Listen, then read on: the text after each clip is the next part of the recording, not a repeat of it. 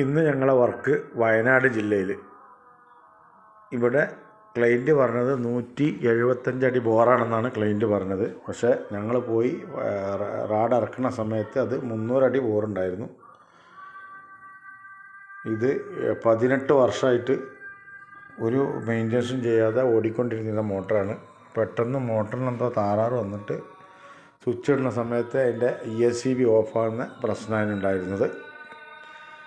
അങ്ങനെ അവർ വലിച്ച സമയത്ത് ചെയിൻ ബ്ലോക്കൊക്കെ വെച്ച് വലിച്ചതിന് ശേഷം അത് മോട്ടർ ഒരു ബ്ലോക്കായിന്ന് കണ്ടതിന് ശേഷം ഞങ്ങൾക്ക് കോൾ ചെയ്ത് ഞങ്ങൾ വന്ന് ഞങ്ങളെ പൈപ്പും കാര്യങ്ങളും റാഡും കാര്യങ്ങളും എല്ലാം കുറച്ച് അകലെ വണ്ടി നിർത്തിയിട്ട് കുറച്ച് ലോഡിങ് ചെയ്യേണ്ട ആവശ്യം ഉണ്ടായിരുന്നു.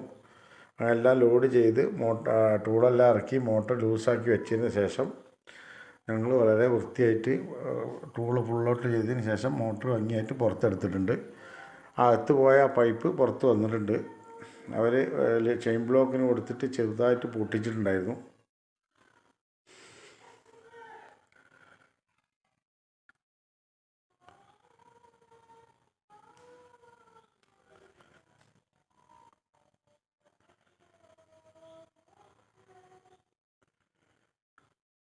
ടെക്സ്മോൻ്റെ പഴയ മോഡൽ നല്ല വെയിറ്റുള്ള മോട്ടറായിരുന്നു ഉണ്ടായിരുന്നത്. പുറത്ത് വെച്ചതിന് ശേഷം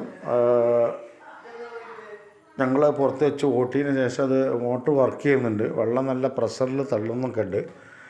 അപ്പോൾ മോട്ടർ കത്തിയെന്നാണ് ഇലക്ട്രീഷ്യൻ പറഞ്ഞിട്ടുണ്ടായത്. സത്യത്തിൽ അത് കത്തിയിട്ടുണ്ടായിരുന്നില്ല.